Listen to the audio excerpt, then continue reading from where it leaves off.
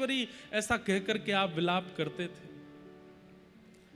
लोग बाग सोचते कोई पागल है, ऐसे ही रो रो है, लेकिन हमारी किशोरी जी के कानों में वो स्वर जब जाता तो किशोरी जी ललिता जी से पूछती, हे ललिता, ये कौन इतनी विरह वेदना में रोता है? ये कौन ऐसी करुण पुकार में रोकर के मुझे बुला रहा है? अच्छा, एक बात तो पक्की है बंधुओं, ठाकुर जी भले ही नखरे करते हो सुनवे में, किशोरी जी जरूर सुनती हैं। एक व्यक्ति, उसकी पत्नी का नाम राधिका, पत्नी पधार गई। अब वो अपनी पत्नी के लिए रो रहा है, हे राधिका तुम मुझे छोड़ के कहां चली गई, हे राधिका तुम कहां चली गई, हे राधिका मैं तुमसे कितना प्रेम करता हूं। किशोरी जी तुरंत ललिता जी से बोली, कौन पुकार रहा है? इतनी वेदना में कौन रो रहा है? मुझे कौन बुला रहा है? ललिता जी बोली, हे श्यामा जी कितनी भोरी हो आप। अरे वो अपनी पत्नी राधिका के लिए रो रहा है, अपनी पत्नी किशोरी के काज रो रहा है। विशाखा जी बोली, ललिता राधिका नाम चाहे जो धर ले संसार में, पर मूल राधिका तो यही है ना। किशोरी जी बोली, कृपा करो, अनुग्रह करो। और महाराज पत्नी के विरह में रो रहे उस व्यक्ति को भी किशोरी जी ने जाके दर्शन दे दिए। उसने पूछा कि हे श्यामा जी आपने मुझे दर्शन क्यों दिए? बोले तुम बहुत पुकार रहे थे ना मुझे। ऐसी करुणामयी है हमारी किशोरी जी। भोरी सखी विलाप कर रही हैं। आज किशोरी जी से सहा नहीं गया और श्री राधा वल्लभ जी की सेवा के लिए जैसे ही गोस्वामी जी पहुंचे, तुरंत श्री जी ने गुसाई जी को आज्ञा की। बोले आज हमारे राजभोग को थाल आप लेकर के जमुना जी जाओ, और जमुना जी में मेरे विरह में रुदन कर रहे हो एक मेरो परम रसिक है, परम रसिक सखी है, वाको नाम है भोरी सखी, वाकू जाकर के मेरे राजभोग को थाल पधराए दियो। बंधुओं, ठाकुर जी का प्रसाद प्राप्त होना यह विशेष बात होती है, पर ठाकुर जी की आज्ञा से प्राप्त होना कितनी बड़ी बात है। ठाकुर जी स्वयं आज्ञा करें कि मेरा प्रसाद दे के आओ।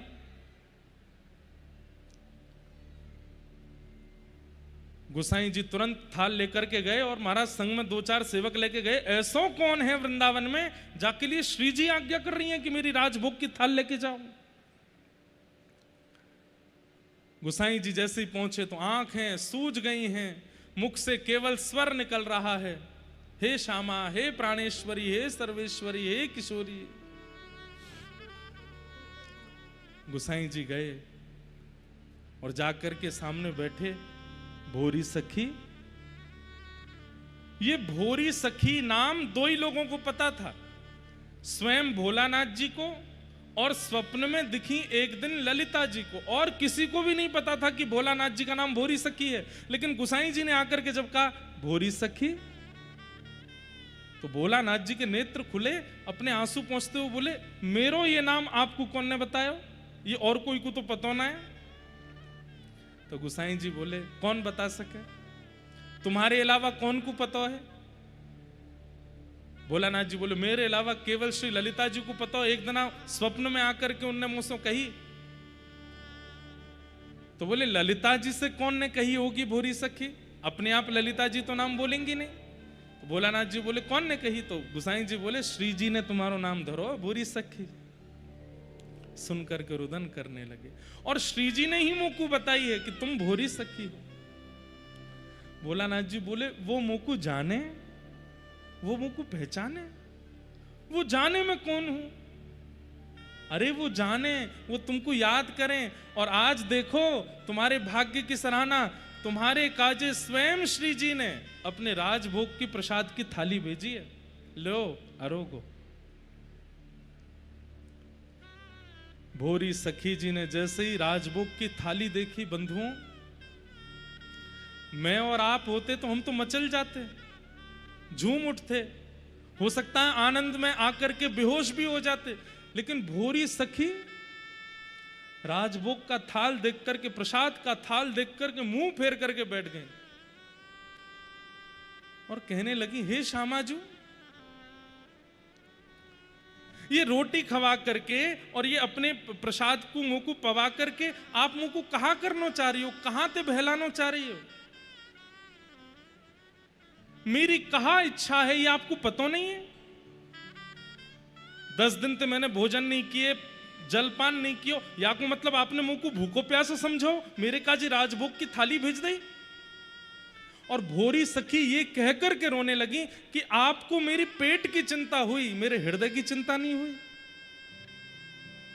मेरे पेट को भूख लगी होगी, हमारे आपने प्रसादी भेज दी, पर मेरे हृदय, मेरे नेत्र आपको देखना चाहे, इनकी चिंता आपको अनुभव नहीं हुई। और ये कहकर के भोरी सखी रोने लगी कि आपको मेरे हृदय की चिंता क्यों नहीं हुई, ये भोग क्यों भेजा मेरे लिए, आप स्वयं क्यों नहीं आ गई मेरे सामने? क्या मेरा विलाप, क्या मेरा विरह, क्या मेरा आपको पुकारना अभी भी कम पड़ गया? लोग कहते जाते हैं कि इतना विरह हमने कभी नहीं देखा, इतना विरह हमने कभी नहीं सुना। अरे बोलने वाले लोगों देख लो, इतना विरह तुमने कभी देखा सुना नहीं, तब भी किशोरी जी को कोई फर्क नहीं पड़ा, उन्होंने प्रसादी भेजी, स्वयं नहीं आई हैं। ऐसी भोरी सखी। और तब भोरी सखी जी हाथ जोड़ करके गुसाई जी के चरणों में प्रणाम करते हुए कहती हैं कि मुझे मार्ग बताइए। बोले कैसा मार्ग? बोले जिससे मैं और प्रिय हो जाऊं किशोरी जी की, उन्हें मैं और प्रिय लगूं, वो अगली बार मेरे लिए प्रसाद ना भेजें, मेरे लिए माला ना भेजें, मेरे लिए अपनी चुनरी ना भेजें, स्वयं चल करके आ जाएं। ऐसा कोई उपाय बताओ।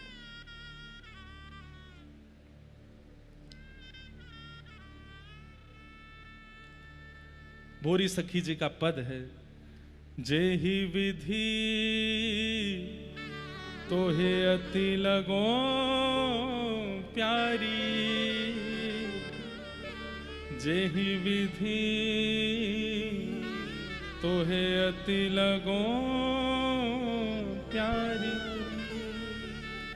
सो गुण तैसी रहन दीजिए,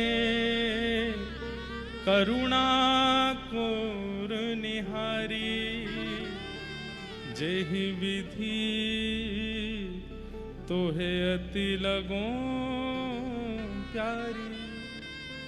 मैं जिससे आपको और प्यारी लगने लगूं हे किशोरी जी, सो गुण वैसे मुझ में गुण दो, तैसी रहनी दीजिए, करुणा कोर निहारी। और हो तो तेरे हाथ बिकानी, तू एक राखन हारी, तेरी सहज रीझ नित चाहो,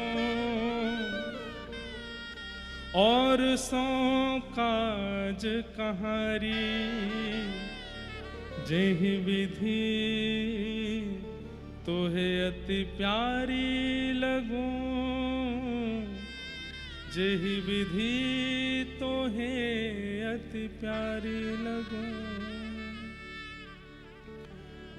कोटि प्राण तेरे पग परवारो, छिन्हू देख छटारी,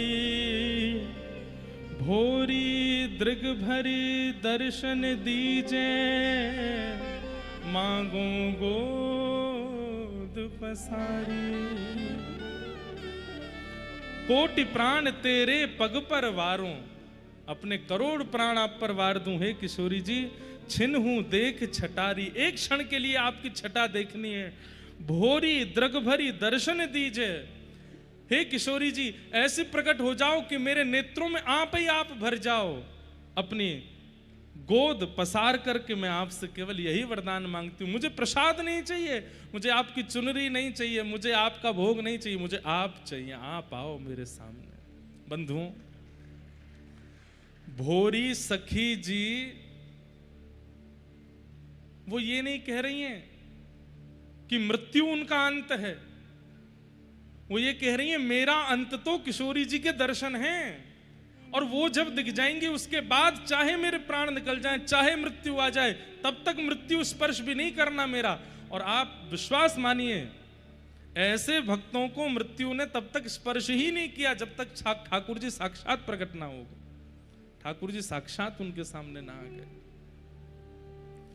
इसलिए हम आपसे निवेदन करना चाहते हैं, अपने गंतव्य को, अपने डेस्टिनेशन को, अपने अंत को मृत्यु मत मानिए।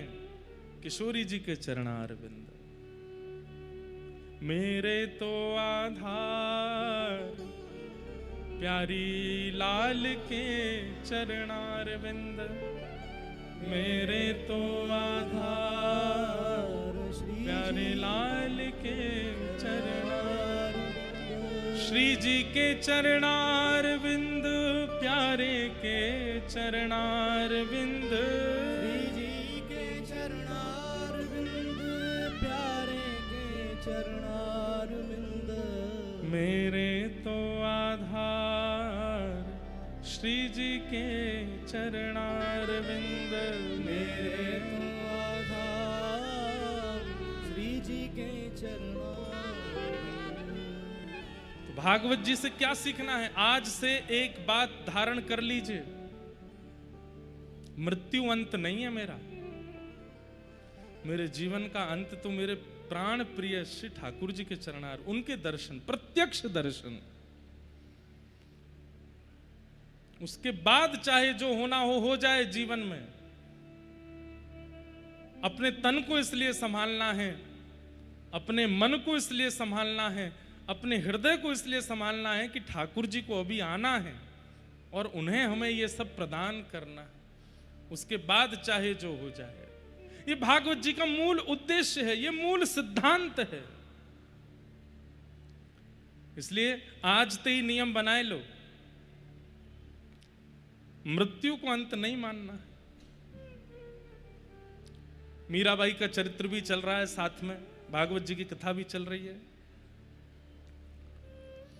कलिकाल में वही माधवी जिनके विषय में हम कल सुन रहे थे, वही माधवी आज से लगभग 550 वर्ष के अंतराल पूर्व में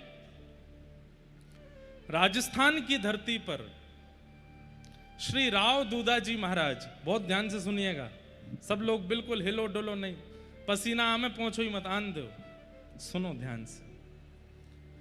श्री राव दूधाजी महाराज जो कि राजस्थान के एक पराक्रमी राजा थे, उनके पुत्र की पुत्री बनकर के वही माधवी सखी मिहिरा बनकर के आई हैं। और मीराबाई का जन्मोत्सव पता है कब है?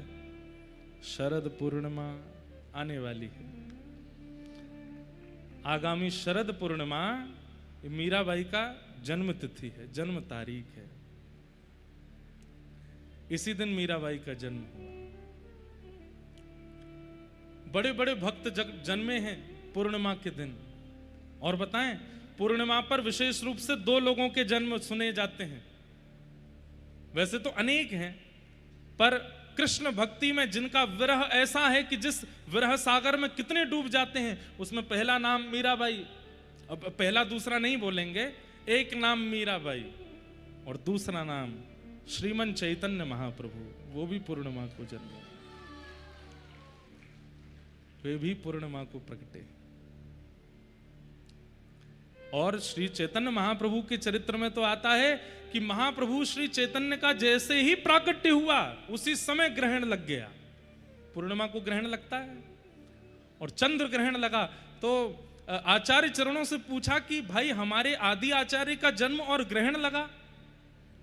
तो बोले ग्रहण लगा नहीं है, जबरदस्ती हुआ है। बोले क्यों? बोले चंद्रमा ने, ग्रहण में क्या होता है, चंद्रमा छुप जाता है, चंद्रमा ने स्वयं को छुपा लिया है। बोले क्यों? बोले मेरी आवश्यकता नहीं है, गौर चंद्र प्रकट हुए हैं पृथ्वी पर, एक चंद्रमा प्रकट हो चुके हैं, तो मेरी आवश्यकता क्या है, इसलिए ग्रहण लग गया। अद्भुत चरित्र है श्री चैतन्य महाप्रभु का। इस बार जयपुर में सुनाने का अवसर मिला था, पूरा तो नहीं सुनाए, केवल जगन्नाथ यात्रा तक ही चरित्र कह पाए थे 3 दिन में। बहुत सुंदर चरित्र है। ऐसे ही मीराबाई का चरित्र भी बहुत सुंदर है। और आपको बताएं, मैं मीराबाई का चरित्र 3 साल पहले कह चुका हूं और मैं अभी अपनी ही कथा सुन रहा हूं रोज। मीरा चरित्र में क्या सुनाया था, क्योंकि अध्ययन कर नहीं पाया बहुत समय से।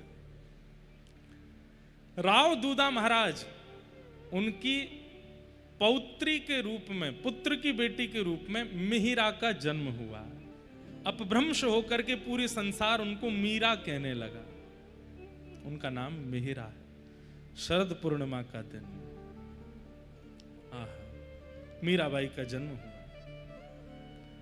धीरे धीरे मीराबाई बड़ी होने लगी। बचपन से ही मीराबाई के लक्षण सामान्य बालकों जैसे नहीं है। बालकों को खेल खेलना पसंद है और मीराबाई को सेवा देखना अच्छा लगता है। जब घर के बड़े बुजुर्ग सेवा करते हैं अपने ठाकुर जी की, मीराबाई का वही खेल है, वही देख करके खुश होती है। राव दूधा महाराज के और दादाजी की बड़ी लाडली है मीराबाई। राव दूधा महाराज की बड़ी प्यारी है, बहुत सुंदर चरित्र है, ध्यान से सुनना। तो मीराबाई धीरे धीरे बड़ी होने लगी। मेड़ता में राव दूधा महाराज ने नियम बना रखा है कि कोई भी संत महापुरुष राजस्थान आए, उनके लिए द्वार खुले हुए हैं। हमारे राजभवन के बाहर एक संत निवास बना रखा है। जितने भी संत आए वहां आकर के रहिए, खाइए, पीजिए, अपना भजन कीजिए। कोई समय की अवधि नहीं, कितने दिन रुकना है, कितने दिन में जाना है, जैसा कहेंगे वैसी सेवा। और अगर कोई संत अपने ठाकुर जी की सेवा लेकर के आए हैं तो उनको वहां नहीं, उनको राजा अपने घर में रखते हैं, अपने भवन में रखते हैं कि भाई ठाकुर जी की सेवा है। और घर की सारी स्त्रियों को, रानियों को, सबको आज्ञा करते हैं कि एक महाराज जी आए, उनके ठाकुर जी की सेवा, अपरस में भोजन बनाओ, अपरस में सब सामग्री सिद्ध करो। ऐसे श्री राव दूधा जी महाराज। और वैसे ही मिल गई उनको मीरा। मीरा को बहुत सुख मिलता है इन सब चीजों में। कथा होती है, सत्संग होती है, वार्ता होती है, मीराबाई सबसे आगे बैठती हैं, श्रवण करती हैं।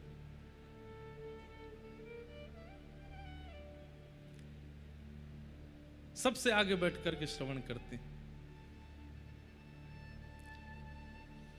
एक जोशी जी नाम के वक्ता थे, नाम तो कुछ और रहा होगा, उनका सरनेम जोशी था। वो जोशी जी नित्य कथा सुनाने आते थे मेड़ता में। और मीराबाई 4.5-5 साल की लहंगा फरिया पहन करके, सुंदर अपनी पत्रावली बना करके जोशी जी के आने से पहले ही आकर के बैठ जाती है और सारे घर के लोगों को खींच के लाती है। अपनी माता जी को, पिताजी को, राव दूधा दादाजी को, अपने भैया जयमल को, सबको लेके आते हैं। कथा हो रही है, चलो सुनने। और जो कथा सुनने नहीं आता, मीराबाई 2 दिन उससे फिर बात नहीं करती कि तुम कथा सुनने नहीं आए, हमारी आपसे मित्रता नहीं है। ऐसा ही आप लोग भी किया करो। जो वृंदावन जावे तो मना करे, कथा में आवे तो मना करे, अच्छा अनफ्रेंड कर दो उसको, ब्लॉक मार दो व्हाट्सएप पे। फोन करे, भैया डीपी नहीं दिख रही है, बोले नहीं दिखेगी। क्यों, क्या बात होगी? बोले तुम कथा में नहीं आए, हमने बुलाया फिर भी नहीं आए। मीराबाई ऐसी सबसे आगे बैठ करके कथा सुनती हैं। और ये तो पहला आश्चर्य। और दूसरा आश्चर्य क्या है? जोशी जी कथा सुना रहे हैं और बड़े बुजुर्ग कोई झोंके ले रहे हैं, कोई सो गया है, कोई उबासी ले रहा है, कोई पानी पी रहा है, कोई कुछ कर रहा है, कोई पंखा जल रहा है, कोई पसीना पहुंच रहा है। लेकिन मीराबाई 4.5 वर्ष की लाली और उसके नेत्रों से आंसू गिरते रहते हैं। कभी अपने आंसू पहुंचती है, कभी सिसक सिसक के रोती हैं। राव दूधा जी देखते हैं, लाली तू काय को रोवे, इधर आ। अपनी गोद में बैठा लेते हैं, वहां बैठी बैठी सुनती है, रोती रहती है। कथा विश्राम हुई, सब लोग व्यास मंच पर जाकर के प्रणाम कर रहे थे। तो जोशी जी ने कहा, आप लोगों को कथा समझ में आई? किसी की कोई जिज्ञासा हो तो हमसे पूछ लेना। सब लोग बोले नहीं नहीं, हमें तो समझ आ गई, कोई जिज्ञासा नहीं है। जोशी जी एक एक आदमी से पूछ रहे हैं, कथा समझ में आई? सब कह रहे हैं हाँ बहुत बढ़िया कथा। लेकिन मीरा दूर से आ रही है, बोले मैं पूछूंगी। राव दूधा जी से कहती हैं, दादाजी व्यास जी से कहो मुझे कुछ पूछना है। राव दूधा जी बोले क्या पूछोगे? बोले उनसे ही पूछूंगी। छोटी सी मीरा अपने दादाजी की उंगली पकड़ करके व्यास जी के पास आती है। व्यास जी माला लेकर के राव दूधा जी को पहनाते हैं, महाराजा हैं। राव दूधा जी कहते हैं हमें तो कुछ नहीं पूछना, पर हमारी लाली को आपसे कुछ पूछना है।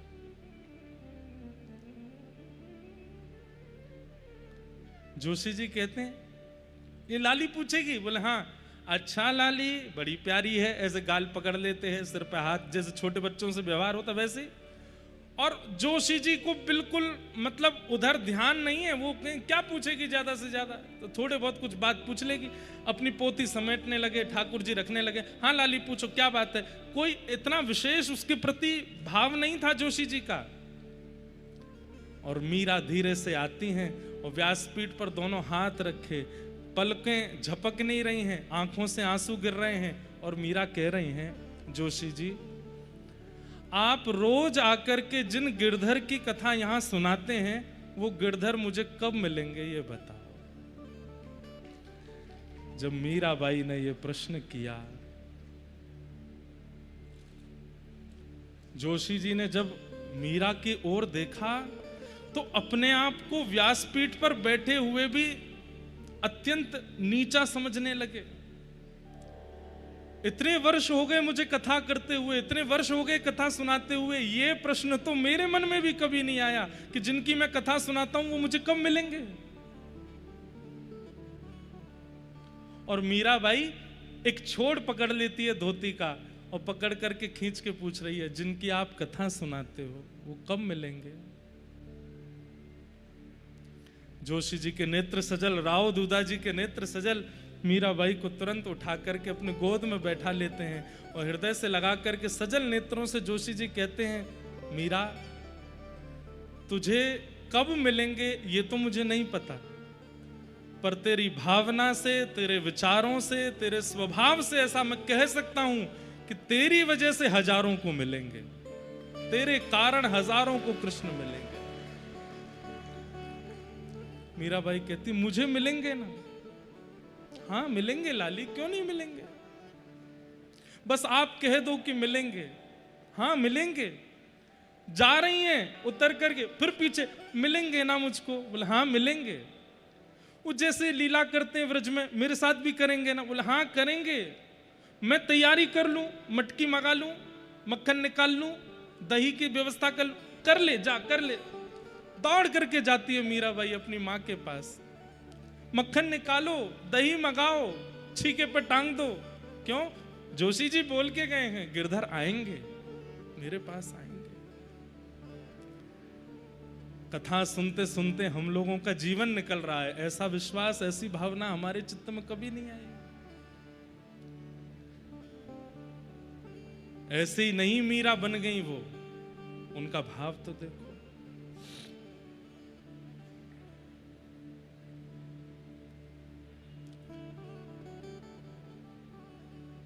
एक बार राव दूधा जी तीर्थ यात्रा के लिए जाते थे, महीने 2 महीने में। अब की बार द्वारिका की तरफ जा रहे थे, वहीं बीच में एक स्थान पड़ता है जिसका नाम है डाकोर जी।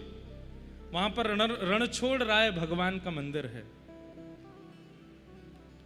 डाकोर जी की यात्रा पर जा रहे थे। अब सब परिवार के लोग नदी के किनारे कहीं रुके हैं, भोजन प्रसाद पा रहे हैं, और मीरा नदी के तट पर बैठी सामने की ओर देख रही है।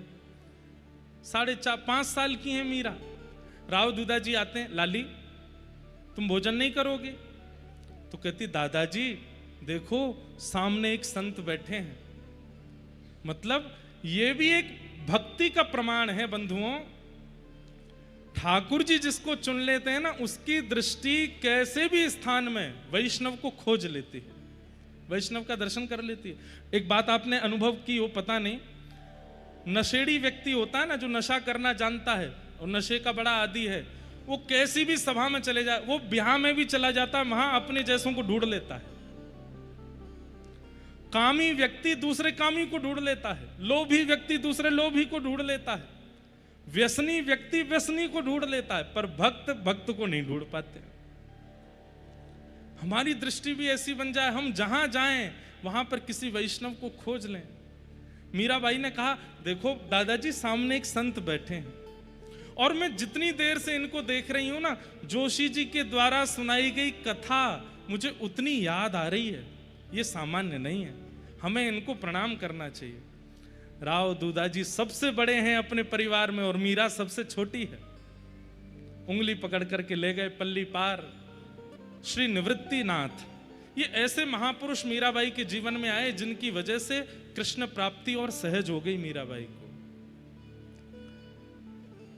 प्रणाम किया। निवृत्तिनाथ, मीराबाई अपलक नेत्रों से उनकी ओर देख रही है, निवृत्तिनाथ उनके ऊपर भी ऐसे हाथ फेर रहे। अरे छोटी लाली बड़ी प्यारी है। मीराबाई छूटते ही पूछती हैं, मेरा एक प्रश्न है। निवृत्तिनाथ जी बोलते हैं, बोलो। बोले, जोशी जी हमारे यहां आते हैं, वो कथा में कहते हैं कि ठाकुर जी तो सब जगह विराजमान है। खम वायु अग्निम सलिलम महिम च ज्योतिम से सत्वान दृशो द्रुमादीन सरित समुद्राम हरे शरीरम यत्किंच भूतम प्रणमेत अनन्यम। सब जगह जब परमात्मा है तो फिर दादाजी हमको तीर्थ यात्रा कराने के लिए ठाकुर जी क्यों लेके जा रहे हैं? हमको उनके दर्शन के लिए तीर्थ क्यों जाना पड़ता है? निवृत्तिनाथ जी राव दूधाजी की ओर देखें, बोले लाली सामान्य नहीं है। कैसा प्रश्न कर रही है, हम तीर्थ क्यों जाते हैं?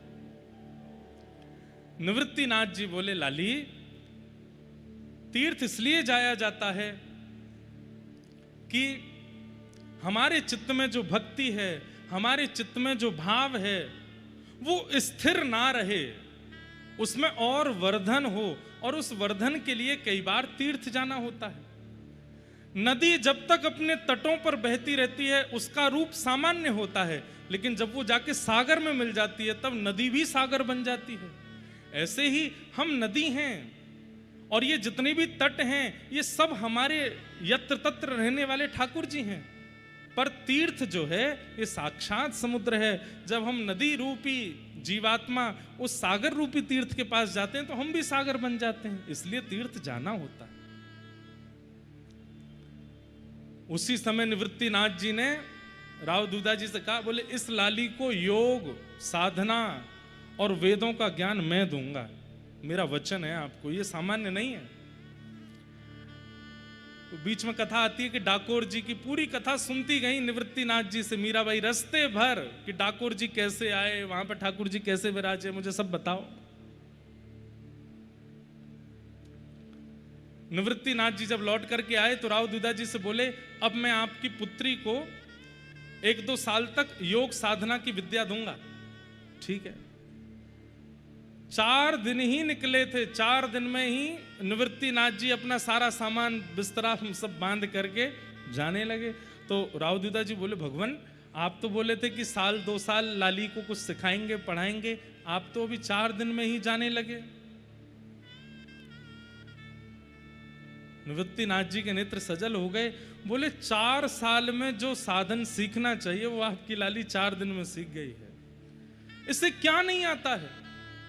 मैं जो विषय बोलता हूं तुरंत याद कर लेती है, मैं जो ध्यान बताता हूं ये तुरंत कर लेती है। अरे कई बार मेरे ध्यान करने पर मेरे आराध्य का दर्शन नहीं होता, पर ये ध्यान लगा करके मेरे आराध्य की बातें मुझे बता देती है। ये सामान्य नहीं है।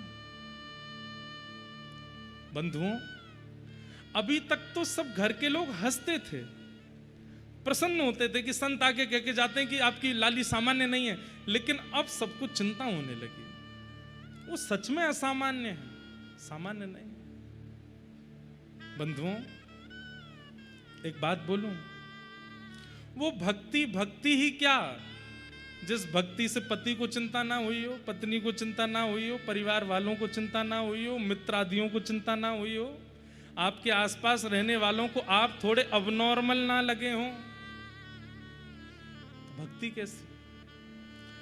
सत्य बता रहे हैं हम। जब हमारे पास माता पिता आते हैं ना, महाराज जी ये लाला को समझाओ आप, ये तो ऐसा हो गया है, मन से मुझे बड़ी प्रसन्नता होती है। चलो चिंता हो रही है, इसका मतलब भक्ति अच्छी है। संसारी लोगों को आप अपने से विलग दिखने लगोगे, अपने से विचित्र दिखने लगोगे।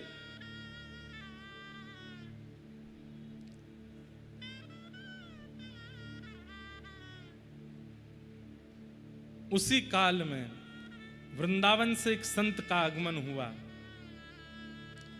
और संत के साथ में सेवा में विराजमान थे श्री गिरधर लाल जी। संत व्यासपीठ पर बैठते और बगल में चौकी पर लाल जी को विराजमान कर देते। मीराबाई आकर के बैठती, कथा रोज सुनती थी। आज लेकिन ऐसा हुआ कि दृष्टि व्यास जी को नहीं देख रही है, दृष्टि बगल में बैठे गोपाल जी को ही देख रही है। व्यास जी पूरी कथा सुना गए, लेकिन मीराबाई के नेत्र हटे नहीं और अपने दादाजी के पास गई। राव दूधा जी से जाकर के बोली, ये कौन है? ये जो व्यास जी के बगल में बैठे हैं, ये कौन है? दादाजी बोले, व्यास जी से ही पूछो।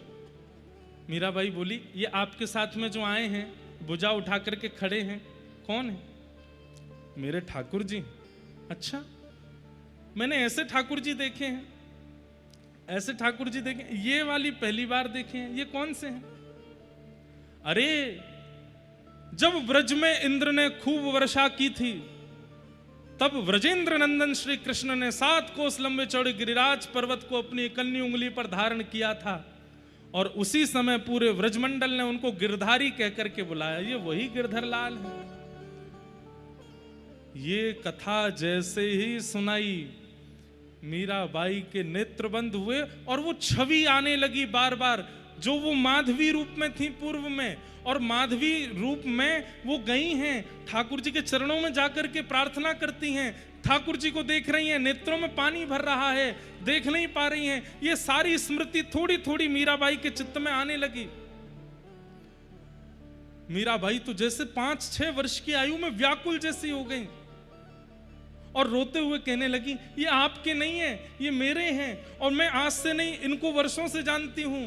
ये मुझसे वचन दिए थे कि ये मेरे पास आएंगे, ये मेरे पास आ गए हैं, अब इनको मुझे दे दो, ये मेरे हो गए, इनको मुझे दे दो। संत घबरा गए। राव दूधा जी संभालिए, ये लाली आपकी क्या कह रही है? राव दूधा जी आए, मीरा ऐसे नहीं कहते, हमारे ठाकुर जी है ना चतुर्भुज भगवान, उनकी सेवा करेंगे। नहीं, वो आपके हैं, वो परिवार के हैं, ये वाले मेरे हैं, ये जो इनके बगल में बैठे हैं ये मेरे हैं।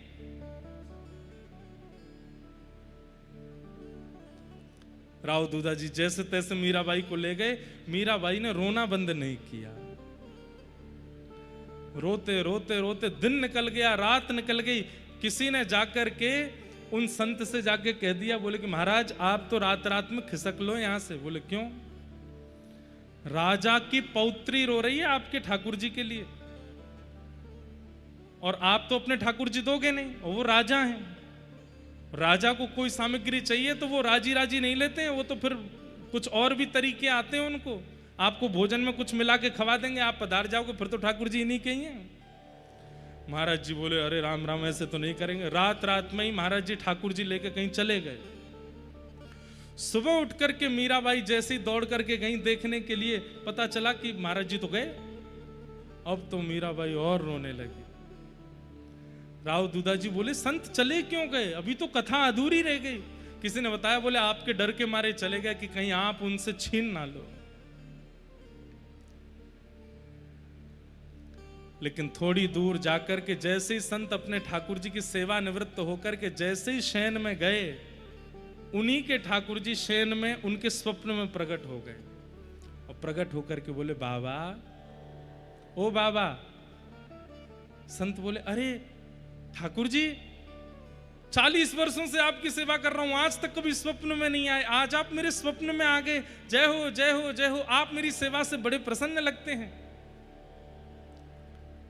ठाकुर जी बोले, हाँ बाबा, मैं बड़ा खुश हूं तेरी सेवा से, पर अब तुम्हारी सेवा का समय पूर्ण हो गया। बाबा, अब मैं तुम्हारी सेवा विश्राम कर रहे हूं। बोले मतलब? बोले अब मैं कोई और ते सेवा कराऊंगा। बोले कौन सी सेवा कराओगे? बोले जो लाली कल रो रही ना, वही से मुझे सेवा करानी है। बाबा सच बता दूं? बोले बताओ। कछु महीना में आप पधारवे वारे हो, और कछु महीना में जब आप पधार जाओगे तो मैं अकेला रह जाऊंगा, मेरी सेवा कौन करेगा? या हमारे बातें पहले मुंह को अपने श्रेष्ठ उत्तराधिकारी को दे जाओ, मीरा श्रेष्ठ उत्तराधिकारी, उनको दे दो। महात्मा बहुत रोए, ठाकुर जी आंसू पहुंचने लगे, बोले रो मत, मैं आपसे बहुत प्रसन्न हूं। और सुनो एक बात और कह दूं। बोले क्या? अब तक तो मेरे दर्शन के लिए नेत्र खोलने पड़ते थे, आपको मेरी सेवा करनी पड़ती थी, अब से मैं वचन दे रहा हूं सदा आपके चित्त में रहूंगा, जब नेत्र बंद करोगे तब दर्शन दूंगा, लेकिन अब जो प्रकट सेवा है ये मीरा को दे दो। संत वापस लौट करके गए, राव दूधा जी ने स्वागत किया। संत ने जाती पूछा मीरा कहाँ है? बोले वो तो 3 दिन से कमरा में रो रही है, खा भी नहीं रही, पी भी नहीं रही। संत पहुंचे हैं मीरा के पास और अपने सेवा के 40 साल के सेवा के ठाकुर जी ले जाकर के मीराबाई के सामने पधरा दिए। ले मीरा है गिरधर तेरा, ले मीरा है गिरधर, गाइए। ले मीरा है गिरधर तेरा, ले मीरा है गिरधर तेरा, सेवा पूर्ण भई अब मेरी, सेवा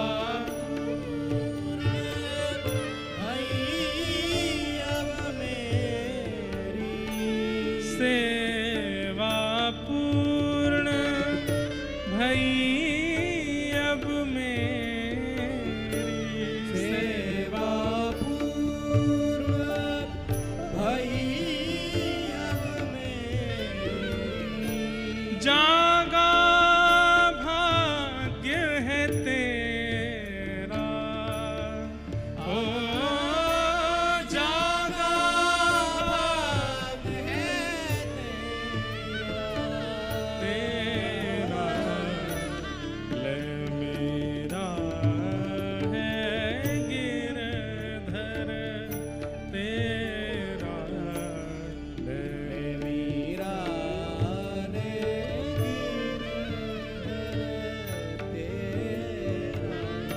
लाली अब मेरी सेवा पूरी है गई है, अब ले ये तेरे ठाकुर जी। और देते समय संत के भी हाथ कांप रहे हैं, हृदय कांप रहा है। 40 सालों से जिनकी सेवा की है अब वो किसी और को देने पड़ रहे हैं।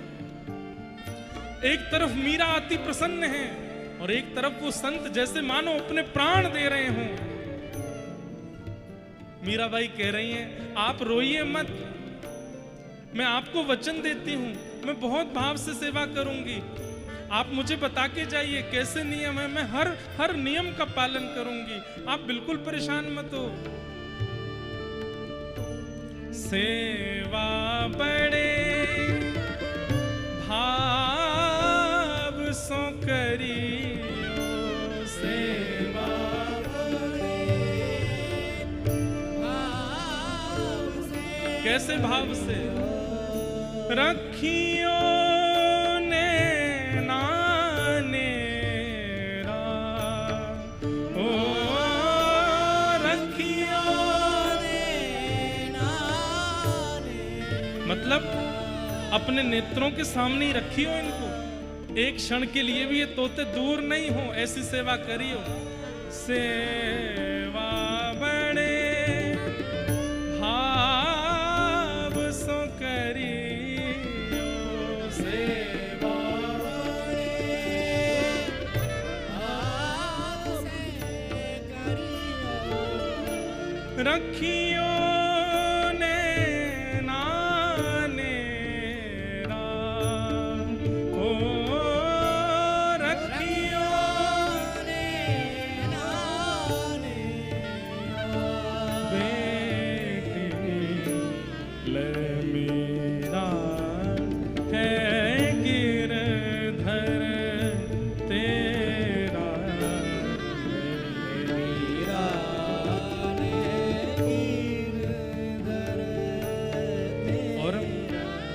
संत मीराबाई के सिर पर हाथ फेरने लगे, रो रहे हैं।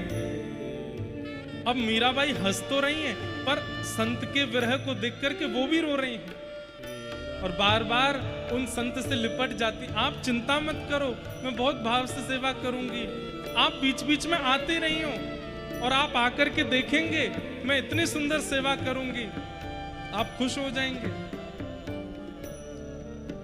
संत ने पहले तो सिर पर आशीष दिया और जाते जाते मीराबाई के चरणों में प्रणाम करने लगे। मीराबाई घबरा गई, आप मुझे प्रणाम क्यों कर रहे हैं, मैं इस योग्य नहीं हूं, मुझे बहुत ग्लानि हो रही है, आप मुझे प्रणाम मत करो। अरे तू बड़भागिन है, तू ठाकुर जी को नहीं लाई है कहीं से, ठाकुर जी स्वयं चल के तेरे पास आए, मुझे आज्ञा दे करके आए हैं कि मुझे उसके पास जाना है। सो ही सुहागन प्रिय जाहिरी जै, सो ही सुहागन जाहिरी जै, सो ही सुहागन प्रिय जाहिरी जै, सोही सुहागन प्रिय जाहिरी जै। कैसा तेरा मेरा, ओ कैसा तेरा मेरा, बेटी ले मेरा है गिरधर तेरा, हे मीरा रे गिरधर तेरा, ले मेरा है गिरधर तेरा, मीरा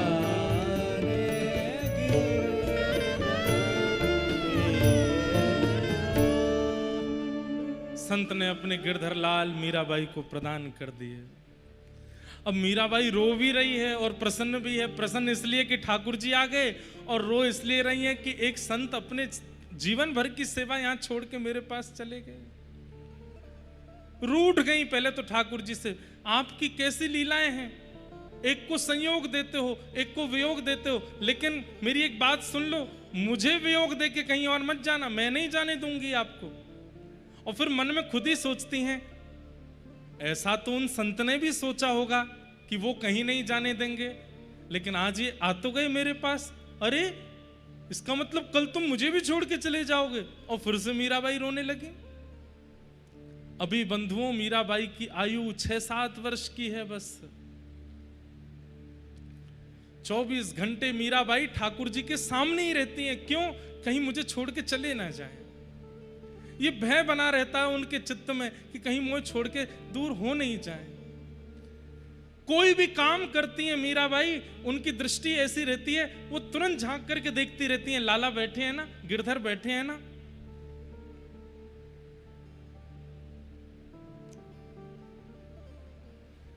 और फिर वही लीला जो मैं कल सुना रहा था। एक दिन बारात जा रही थी, मीराबाई ने पूछा ये क्या है माँ? माँ ने बताया ये बारात जा रही है और ये दुल्हा जा रहा है अपनी बींदड़ी को लेने। मीराबाई की जिद हो गई, मैं भी बींदड़ी हूं किसी की? बोले हाँ। और मेरे दुल्हा कौन है, मेरे बींद कौन है? पूछते पूछते रात हो गई। माँ बोली तू तो परेशान ही कर देती है मीरा, अरे बताओ ना मेरे बींद कौन है? सामने बैठे गिरधर लाल की ओर इशारा करते हुए मैया कहते ये हैं तेरे बींद। और बस मीराबाई ने जैसे ही देखा है ठाकुर जी को, उसी छवि रूप को निहारती रहती। बंधुओं, मीराबाई ने अपने जीवन का सबसे पहला पद क्या गाया पता है? जहां से उन्होंने पद गाना शुरू किया, मीराबाई के जीवन में सबसे पहला पद कौन सा आया? बहुत सुंदर पद है और उसके पीछे भी एक लीला है।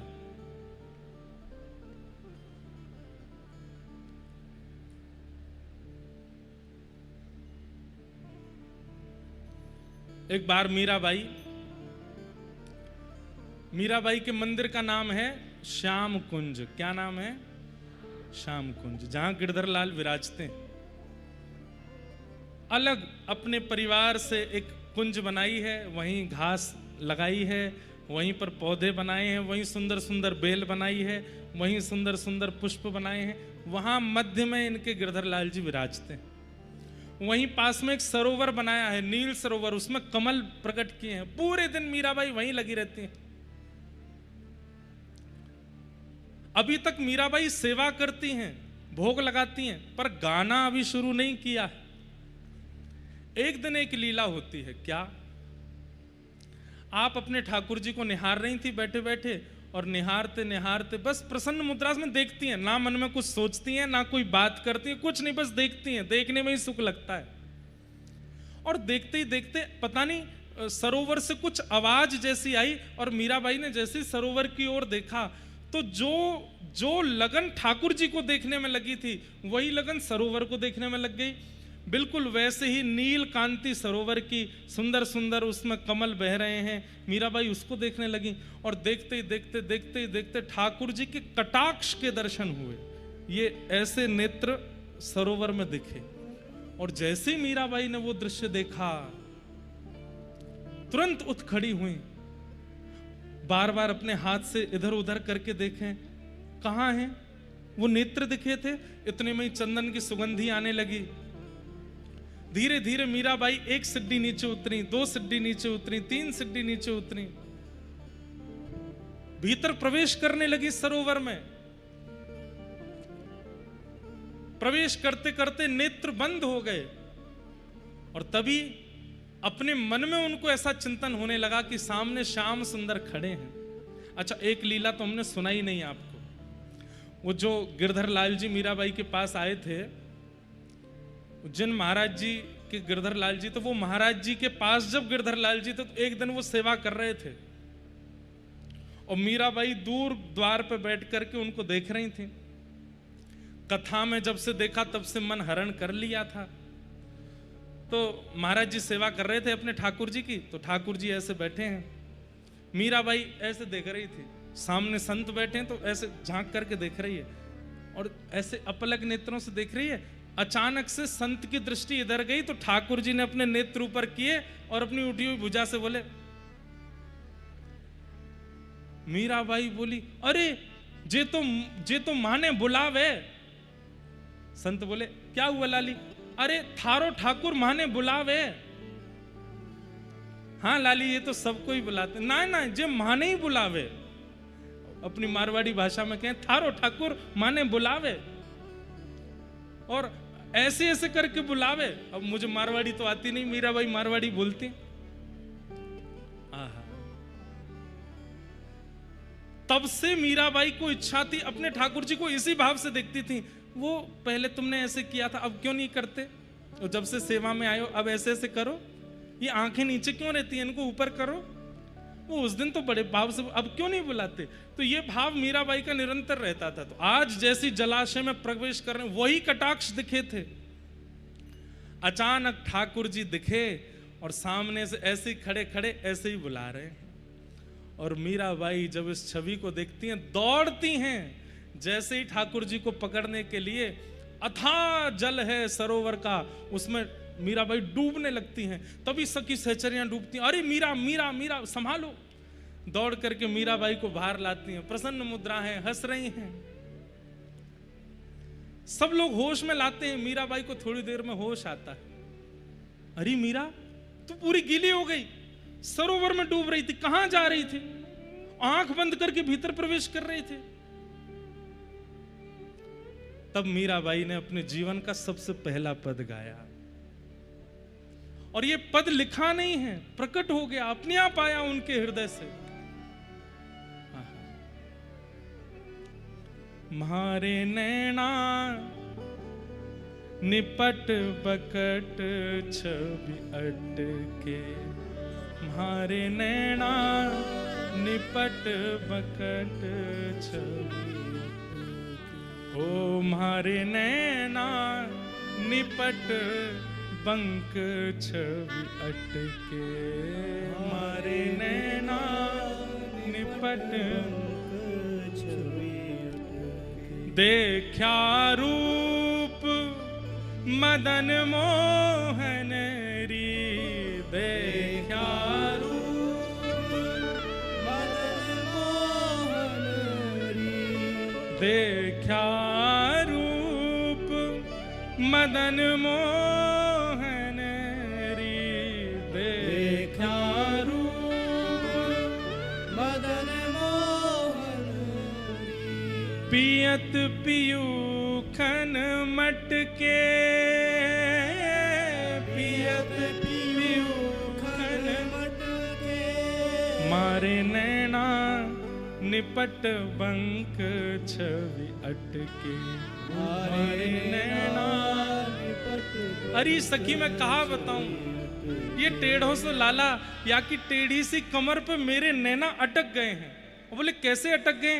बोले जैसे कोई भंवर किसी फूल के रस को लेते लेते भूल जाता है कि उड़ना भी है, और वो फूल रात्रि होते ही अपनी पंखुड़ियों को समेट लेता है और वो भंवर उसके अंदर ही मर जाता है। ऐसी मेरे नेत्र भंवर इनकी तिरछी कटाक्ष पर, इनकी टेढ़ी सी कमर पर अटक गए हैं।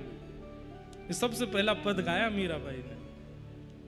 और वारिज भवा बारिज भवा अलग मतवारी, नैन रूप रस अटके, वारिज भवा अलग मतवारी, नैन रूप रस अटके, टेढ़ा कट टेढ़े कर मुरली, टेढ़ा कट टेढ़े। अरे सखी मैं कहा बताऊं कैसो है? बोले पूरो टेढ़ो है, मुख भी टेढ़ो है, कमर भी टेढ़ी है, चरण भी टेढ़े हैं, भुजा भी टेढ़ी है। टेढ़ा कट मतलब पूरो शरीर टेढ़ो है। टेढ़े कर मुरली, टेढ़ा कट टेढ़े कर मुरली, टेढ़ा पागलर लटके,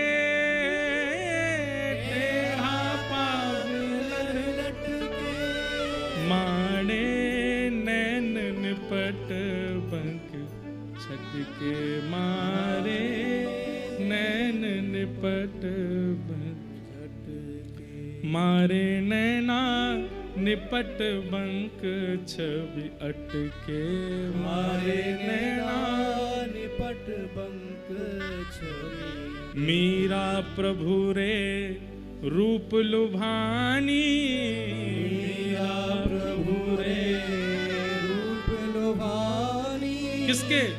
गिरधर नागर नटके,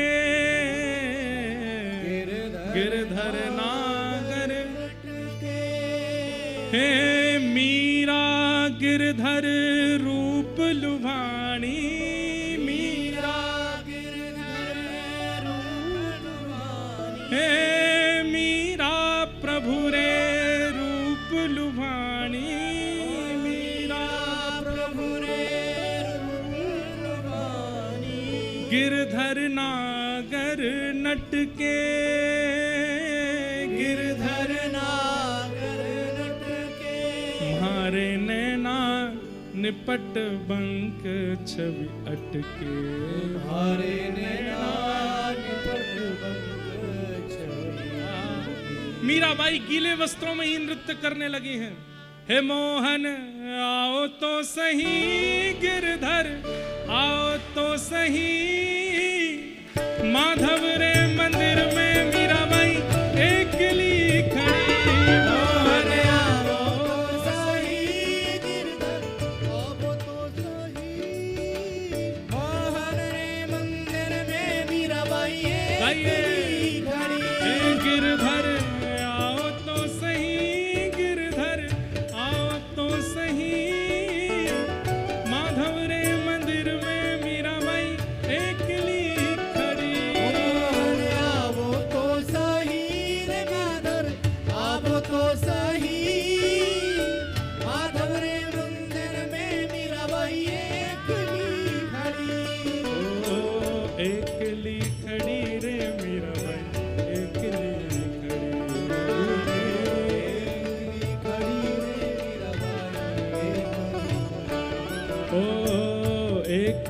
खड़ी रे मेरा भाई एकली खड़ी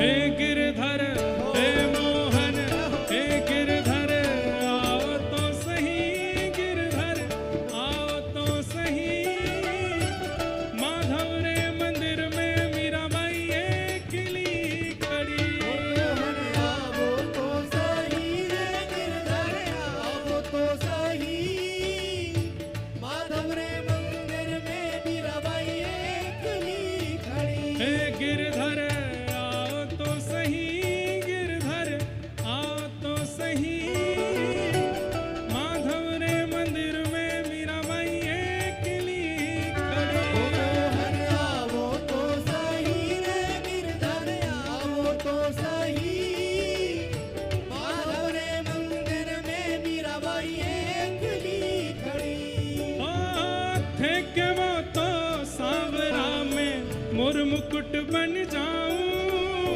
थे के वो तो सांवरा में और मुकुट बन जाऊं थे के वो तो सांवरा में मोर मुकुट बन जाऊं थे के वो तो सांवरा में और मुकुट बन जाऊं ओ पैरण लागे सांवरो जे पैरण लागे सांवरा पैरण लागे सांवरो रे पैरण लागे सांवरा ओ मैं तो मस्तक पर रम जाऊं रे मैं तो मस्तक पर रम जाओ रे मैं तो मस्तक पर रम जाऊं रे मैं तो मस्तक पर रम जाओ हे मोहन आओ तो सही गिरधर आओ तो सही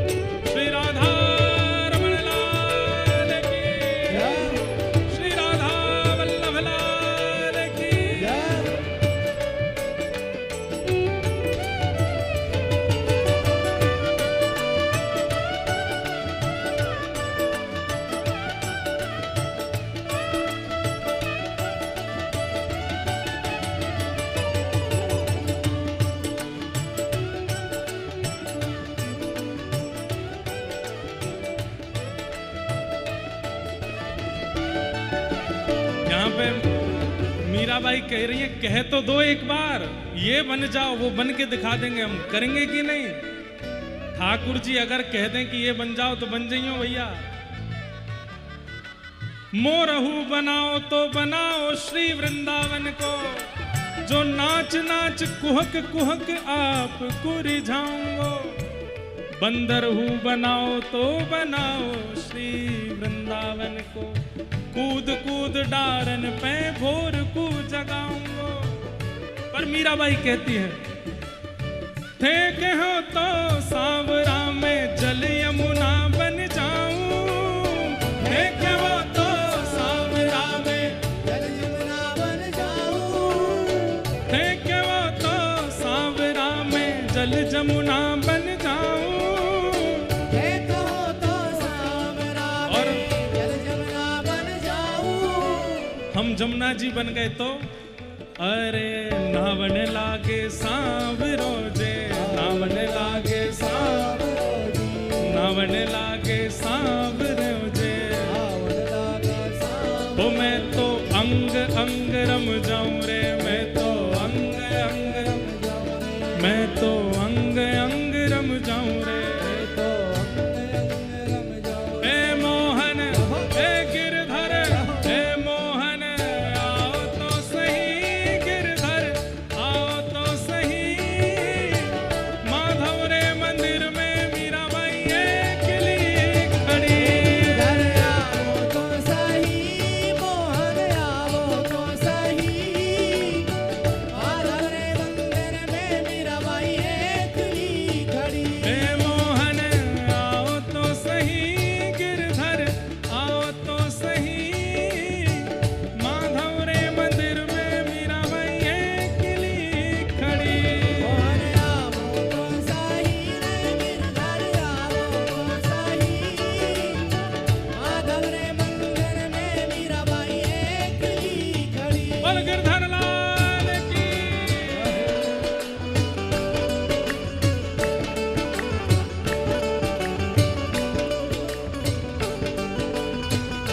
कभी कभी सुनो, एक बात सुनो, कभी कभी हमको आप लोगों से मीठी ईर्ष्या होती है, क्योंकि हम गाते हैं और आप लोग पूरा रस आनंद ले लेते हो, हमको यहीं बैठे रहना पड़ता है।